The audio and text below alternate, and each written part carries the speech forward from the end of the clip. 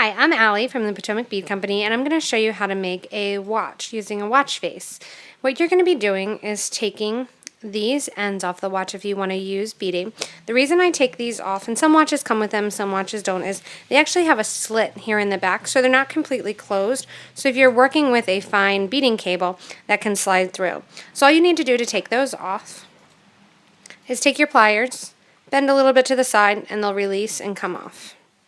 What you're going to do then is take your wire, and I'm using 0.018 Beadalon, and you put your wire through that front of the face. You have two options when you work with watch faces. You can do multiple strands or you can do single strand. When you're doing a single strand watch, you still want to start out with two here and bring both pieces together in one, usually with a couple seed beads on the side so it's comfortable and that you don't see a lot of the wire. What I'm going to do is just feed on beads at random. The smaller beads towards the front of the face will make a better fit at the front. And I'm going to be using a toggle for the clasp closure. And watches, a lot of times, the hardest thing for a watch is getting the correct fit. That is one thing that watches people are usually particular about. Not as much so when they're making bracelets, but with watches you definitely want to make sure that you have a good fit for your watch face and that it's exactly the way that you want it to be. Some people like their watches in a bracelet style. Some people would rather have them in a tight fitting style so that way they do not move around on their wrist. So just be aware what kind of bracelet you're making. If you're making, or watch you're making, if you're making that bracelet style or if you're making the other style. I'm going to continue to put my beads on. Another tricky thing with the watch is you always want to make sure that the watch face is working before you start beading it. Sometimes they've sat on the shelf for a little bit and by accident their little stopper has been pulled out so the battery may be dead. So check that out before you get started. What I've done on this side, and I'm going to do on the top side here as well, is I've taken it back into one strand. You can keep it two or you can take it back into one. I'm taking this back into that single strand, so I want to make sure that my sides match in length.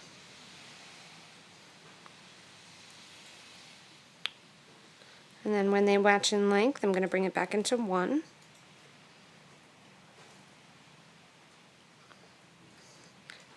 After I bring the strands back into one singular strand, I'm going to get ready to put on my clasp.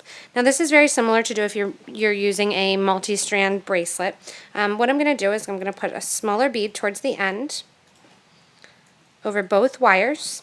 Then I'm going to put on a crimp tube, and the crimp tube is also going to go over both wires. I'll just feed that over both of them.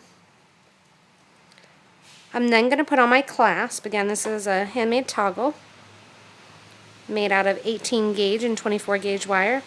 I'm now going to run the wire back through that crimp tube, both pieces of wire. And then because I have 4 pieces of wire fitting through the crimp tube, and again this is 0.018 wire and it's a 2x2 millimeter crimp tube, it fits nicely in there. I'm going to pull my wire out, push my crimp bead down, get ready to do my closure. When I go in here to do my crimping, I want to make sure that all of my wires are not sitting directly over top of one another. I want to make sure that they're kind of sitting side by side. And here's where you're definitely not going to use a crimping pliers. You're just going to be working with a flat nose pliers or a needle nose pliers. Needle nose will let you get in there pretty close. And I'm going to take my pliers and just flatten out my crimp tube. I'm then going to take my wire cutters, cut off this extra wire, and for a nice finished end I'm going to put crimp covers onto the ends of my watch. And that's how you make a watch.